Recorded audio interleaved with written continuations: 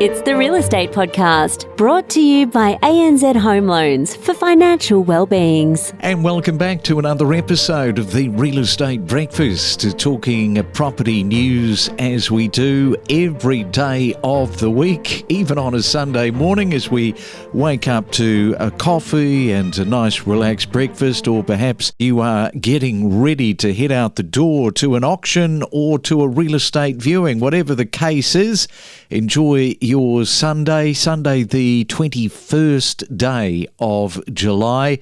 Coming up, we are looking back over the week, another busy one. It started on Monday, of course. We spoke to Kirsty Munro in Noosa, there on the Sunshine Coast, about Melbourne and Sydney people that are renting a second home in Noosa. Rebecca Baddeley in Geelong was here talking mortgages and, very importantly, on how to successfully apply for one.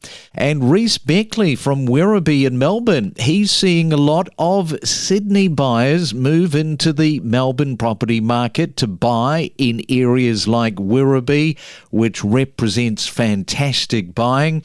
We were in Newcastle on Friday talking to Lyndall Allan there about the local real estate market.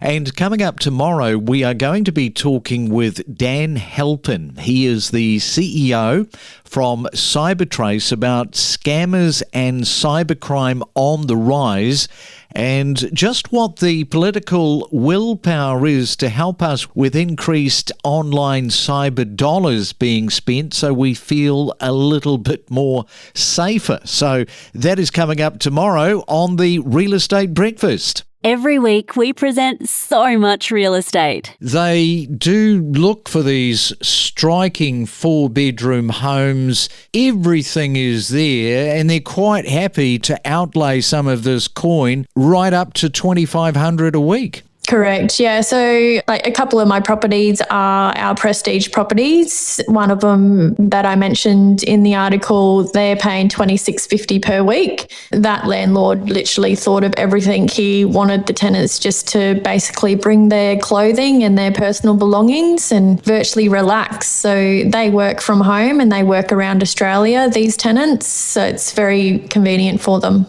Now, tell us a little bit about the investors, because this is interesting. A lot of investors are buying into Noosaville, and they're then renting out the property. They're travelling off overseas, are they, for 12 months and then coming back? Yeah, yep. So I've got a couple of landlords at the moment that they've sold their property, let's say within the Sunshine Coast region or any other area around Australia, and they've decided to travel for 12 months overseas or, around Australia, and then they're renting their properties out for that period with the option with a possible extension to tenants within the region. Is that something that you've kind of noticed since post-COVID, where people are coming in, they're doing that and they're taking off overseas? Most definitely, because there's so many people with their work options now that could do work from home and work remotely. So they're still working as such when they're traveling, because everything's just on a computer or a laptop now. Yeah, and I think it is really hard because people make decisions at a point in time in their life, and potentially they're not forward thinking to how that will impact them later, especially, you take HEX as an example, and you're thinking about going to uni and being educated, and that potentially doesn't flow through to how that's going to affect a loan process in 5 years perhaps. So I think understanding how that's going to impact you financially, back to that education piece, is really important. But there are quite a few different factors in that as well. So I think having some advice and some guidance around those things is very important. Yeah, that's a good point that you actually raised there in terms of the HEX and the education part. I think a lot of people might be thinking, well, the banks will sort of look upon my degree rather favourably because I'm going to be able to get out there in the world. I'm going to be able to earn some really good money. But, of course, banks don't care about any of that. All they care about is serviceability and whether you can actually pay the mortgage. Yeah, that's 100% right. And I think the scary thing is, especially with HEX, is that is potentially a debt or a liability that is going to stay with people for some time, because until you're making very decent money, that tends to go up and not down. And there are other factors in that, but that is definitely something that we're seeing affect people more so over the last 12 months or 18 months than what it did potentially 3 or 4 years ago. Rebecca, lenders, as I mentioned, assess mortgage applications differently these days because people need to keep pace of what they need to satisfy a lender. So perhaps just enlighten our listeners from the other side of the fence, and that is from the lender's side, the lenders and what factors are most important in their decision making. Yes, so I would say, as you touched on, obviously lots of lenders, lots of different criteria, but there are some key main points that all lenders will look at, and that's kind of coming down to credit score or the health of your credit score, income stability, or how you're going to show that that is something that you've got and is ongoing. Obviously balancing that income with expenses, or what are your ongoing liabilities and how are they factored in. And the other one would be deposit or security. What's your skin in the game as a consumer, and how are you going to show the bank that you're not a liability? Yeah, I mean, it's just a no-brainer, isn't it? And I think what people are surprised with, by the sound of it, when they do come from Sydney, is just the amount of property that they are getting with the ability to spend more, but they are sort of settling, many of them, in that $700,000 to $800,000 mark. Is that a fair comment? Absolutely. And I think our Sydney buyers also come with a little bit more gusto when it comes to competitive bidding and also negotiation, because as much as our Melbourne buyers may not want to pay the extra, the Sydney people see it as fantastic value when they compare to back home. We're really closing those deals in spades with the Sydney people coming across to Melbourne to relocate.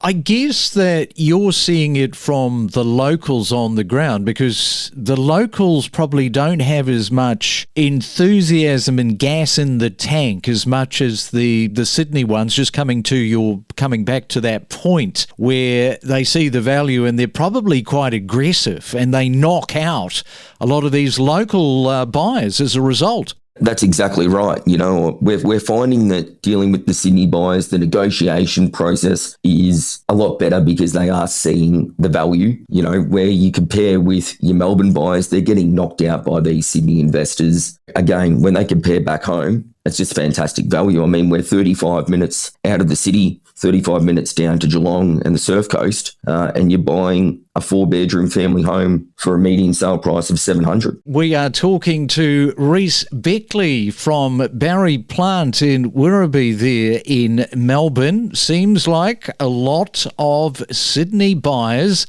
have decided to quit the market. And yes, if you have a look at that price between the two markets, as I mentioned, $595,000, it is an awful lot of money that you are saving and getting a bit of land, getting a double garage as we talked about, and space to sort of move around in. Now, Reece, I just wanted to talk to you about the property tax. Now, what's been happening over the last couple of months with Victoria's new land tax? They say it could drive landlords out of the state, some commentators are saying. So what are you sort of seeing on the ground? Look, we are seeing some of our landlords, partly due to the land tax and also due to just general, I suppose, living expenses, potentially look to pull out of the market. But at the same token, we're also seeing those interstate investors. So it's not just Sydney-siders coming in to relocate. They're also looking at our real estate for an investment to become a landlord. And that's got to do a huge amount with our affordability. So when you weigh up the affordability to enter the market versus what they're seeing in Sydney, obviously we are still getting great demand through our investor marketplace. Now, for those people that are tuned in, why Werribee? Here you go. Here's your chance, Reece. Why should people buy in Werribee? What has Werribee got going for itself? Well, look, Werribee itself, it's a huge growth corridor. I think I mentioned before, it's one of the fastest growing areas in Victoria at the moment, the city of Wyndham as a whole. But when you look at where it's located, we are 35 minutes to Melbourne CBD. And then if you head the other direction, we're 35 minutes to Geelong and the Surf Coast with all the beaches down at Bells Beach and Torquay. So it's a fantastic location. It's very young, community-based, a lot of young families, a lot of diversity. It's a very vibrant community and the affordability certainly helps to set up your family. Powerful up-to-date news every morning from 6 a.m. Know your property with us. Of course, we have, Lyndall, a lot of men listening this morning, so I have to ask you the question.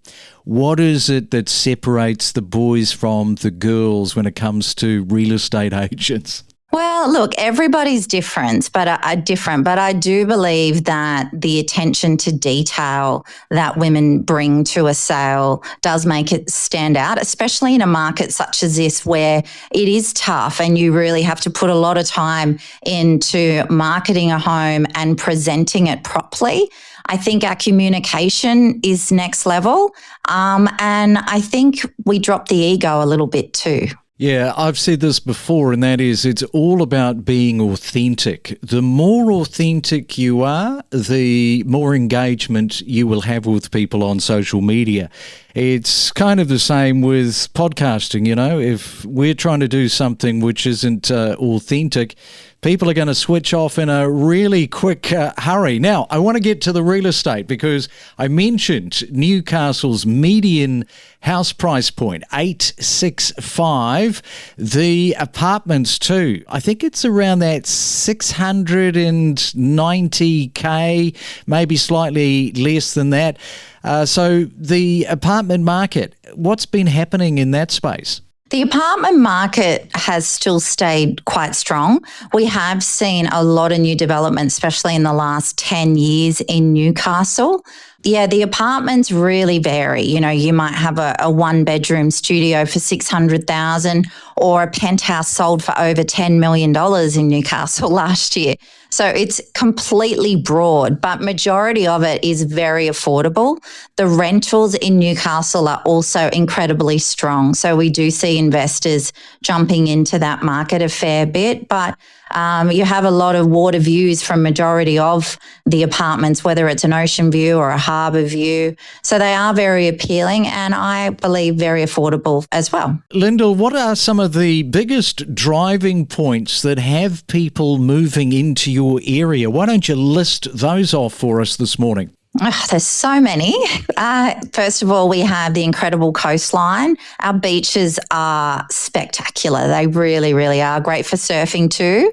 We have the university, which is only 15 minutes from the beach. We have John Hunter Hospital and the private hospital, which is a really renowned hospital in New South Wales and Australia.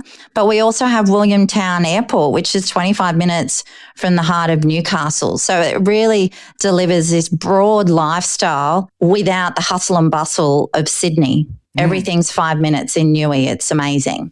And tell us a little bit about the competition in terms of Sydney. There's so much competition, isn't there? But you go 2 hours drive into Newcastle and I think you can just sort of take your foot off the accelerator a little bit.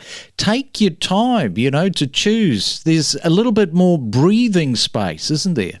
Definitely, Craig. I agree with that. I think, in Sydney, I haven't worked in the Sydney market for many, many years, but your average turnout at, say, a one-bedroom apartment could be 20 or 30 groups. Well, we would average somewhere between, 4 and 8. So there's not this fierce competition where you really have to make a decision. You can take a little bit more time. Sometimes they sell straight away, but other times they don't. So because our population isn't as broad as Sydney, then it gives you a little bit more breathing room when you are house hunting. Let's talk about the luxury comparable market to Sydney, because I think a lot of people would find that somewhat surprising that you are almost into that luxury Sydney market price point. Yeah, I do hear it all the time when people will come up for homes, like beautiful luxury homes, from Sydney expecting they're going to be a lot cheaper, but the luxury part of the market is not cheap. You know, we broke the record last year with a sale for over $11 million and, you know, just listed another one for over $10 million. I just spoke about an apartment that sold for over $10 million. So we still do pull some very strong prices, especially with those coastal homes. There are some amazing homes in your Merriweathers and your Bar Beach in Newcastle. We connect you to the best real estate information across Australia. The Real Estate Podcast.